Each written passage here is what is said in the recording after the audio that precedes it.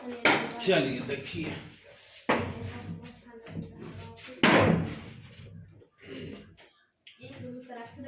देखो ये दो संख्याओं के ना होगा जी। चालू है सर जी। दो अंकों की एक संख्या में इस प्रकार है कि इसके अंकों का गुणनफल 14 है। अंकों के गुणनफल का मतलब कि जो अंक हम मानेंगे उसको गुणनफल माने गुणा करेंगे, तो दोनों का गुणा करने के बाद हमको कितना मिलना चाहिए? 14 मिलना चाहिए। ठीक, यदि संख्या में 45 जोड़ दिया जाता है, संख्या में मतलब जितना संख्या हमको प्राप्त होगा गुना करने के बाद उस संख्या में क्या करना है?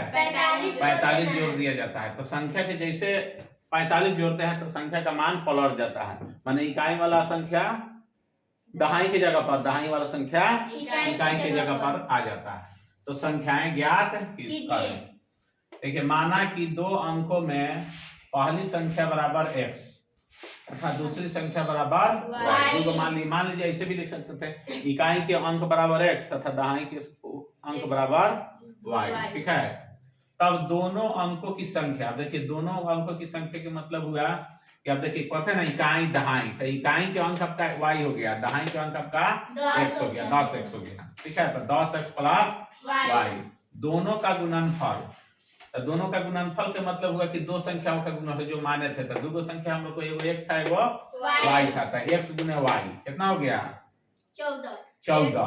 तो देखो इसको पक्षांतर करेंगे तो हम जानते हैं कि इधर कोई संख्या गुना में रहता है तो उधर ले जाते हैं, माने दाहिना साइड ले जाते हैं बाएं साइड से, तो कैसे में बदल जाता है? भागा में। तो ये हो जाएगा 14 बटा y। हमको एगो समीकरण x का मान माने याद माने मालूम हो गया, ज्ञात हो गया कि x का मान हमको 14 बटा y मिल गया। अब कहता है प्रश्न से संख्या में 45 जोड़ देने पर, माने संख्या जितना है और 45 का करना है जोड़ देना है, तो प्राप्त संख्या बराबर कितना हो जाएगा? 10x प्लस y प्लस 45 से में जोड़ना है बराबर संख्या पलट जाता है। तो यहाँ पलटा, देखिए तो 10y प्लस x हो गया। अब इसको क्या करेंगे? पक्षांतर करेंगे। तो जात जात को इकट्ठा करेंगे तो देखिए तो इसमें एक जात कौन कौन है? 10x एगो 10x है और उधर x है, तो x प्लस में है तो इधर आएगा तो कितने में हो जाएगा? माइनस में हो जाएगा। फिर प्लस y है तो y इधर कितना है? 10y है, तो ये प्लस में है तो इधर आएगा तो कितने में हो जाएगा? माइनस में 10y हो जाएगा प्लस 45 रह जाएगा। ठीक है, अब इसको पक्षांतर कर बराबर 0 दे सकते हैं, 0 दे सकते हैं। तो हटा दीजिए 10 गो x में से एक गो x जाएगा तो कितना बचेगा? 9x माइनस 10y में से एक y घटेगा, तो यानी कि उल्टा घट रहा है, तो उल्टा घटेगा तो माइनस में लिखाएगा, तो माइनस 9y प्लस 45 बराबर 0। ठीक है, अब इसको ऐसे भी पक्षांतर कर सकते हैं, तीनों में क्या शामिल है? तीनों में क्या शामिल है? इतना उतारो, पहले इतना उतारिए तो उसके बाद मिटाते हैं, क्योंकि बोर्ड नीचे चल जाएगा तो नहीं दिखेगा। चलो भाई, अब तक संख्या को कितना है? 9x इसमें से कॉमन ले लीजिए 9। ठीक है, 9 कॉमन ले लेंगे तो इसमें क्या बचेगा? x इसमें बचेगा x माइनस y, इसी में ले लेते हैं कॉमन, बाद में पक्षांतर कर दिया जाएगा। प्लस 9 बचे 3 9 के पहाड़ा कितना बार पढ़ेंगे? 45 आएगा, 9 बचे 45, तो यहाँ लिख देंगे 5 बराबर 0। अब देखो 9 से 0 में गुना होगा तो 0 हो जाएगा, तो इसको लिखेंगे x माइनस y प्लस 5। ये आपका समीकरण हो गया। ठीक है, समीकरण 2 मान के चलिए। अब इसको पक्षांतर करेंगे तो कितना हो जाएगा? x माइनस y बराबर 5। अब देखो x का मान रखा हुआ था, निकला हुआ था इससे पहले वाला में, समीकरण 1 में। ठीक है, तो लिखेंगे, ये लिख लीजिए कि समीकरण 2 में समीकरण 1 का मान रखने पर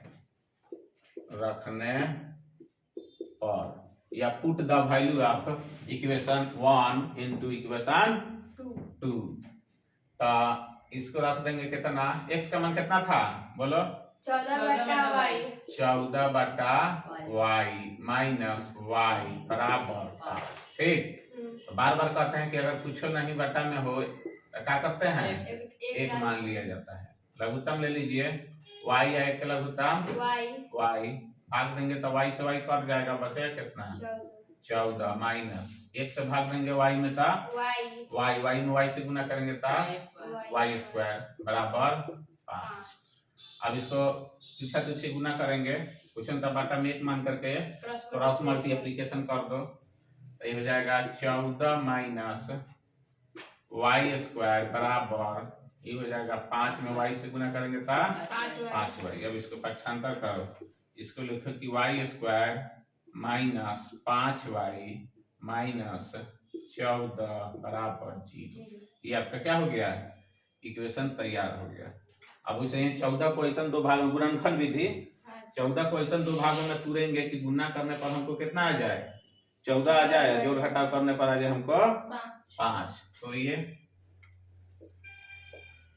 कितना से 2 से 2 सते 14, 7 से 7 कम 7। अब देखो यहाँ 7 में से 2 घटाएंगे तो कितना आ जाएगा, 5 आ जाएगा, और 7 में 2 से गुना करेंगे तो कितना आ जाएगा 14। तो इसको लिखिए, कैसे लिखिएगा, y स्क्वायर माइनस, अब देखो यहाँ माइनस हमको आना चाहिए, तो कम में से बेसी घटाते हैं तो माइनस में आता है, तो ये लिखेंगे 2y प्लस 7y माइनस 14 बराबर 0।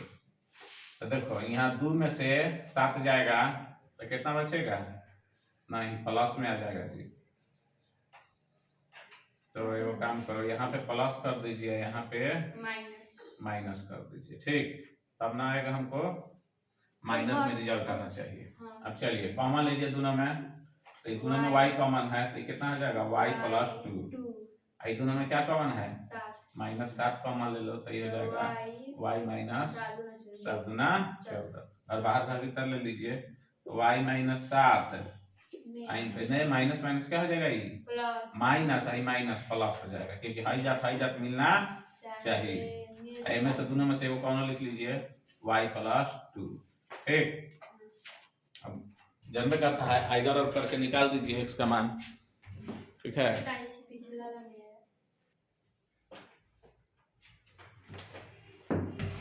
अब देखिए यहाँ पे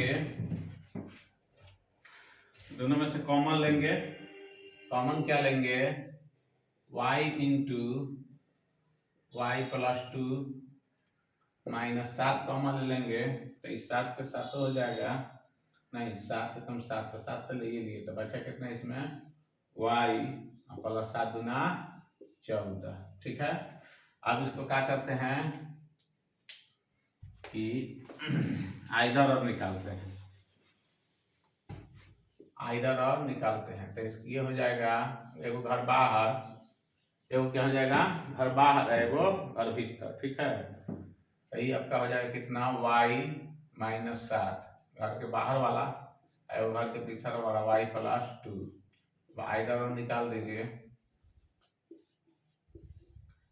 ये कितना हो जाएगा, y माइनस 7 बराबर 0, तो इसलिए y बराबर कितना हो जाएगा 7, आ जाएगा y प्लस 2 बराबर 0, इसलिए y बराबर माइनस 2, तो इसका वैल्यू नहीं होता है, लेकिन इसका वैल्यू माना जाता है क्योंकि प्लस में है। तो y का मान हमको 7 हो गया, अब y का मान रख देंगे किसी भी संख्या में, यानी कि पहली संख्या क्या माने थे, x गुने y, दोनों का गुणनफल कितना था,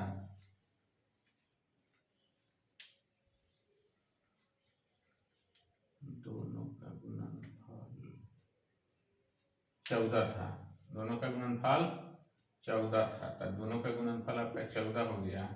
तो x का मान नहीं मालूम है, y का मान कितना है 7, 7 बराबर कितना हो जाएगा 14, गुना में तो उधर जाएगा, तो इसलिए x बराबर 14 बटा 7 कट जाएगा, 7 गुना 14, x का मान कितना आ गया 2। अब पहली संख्या निकाल, इसलिए संख्या बराबर क्या मानेंगे, 10x प्लस वाई, तो 10 गुने x का मान कितना था 2 प्लस y का मान कितना है 7, तो 10 दूना 20 और प्लस 7, तो 20 और 7 27 आंसर। ठीक,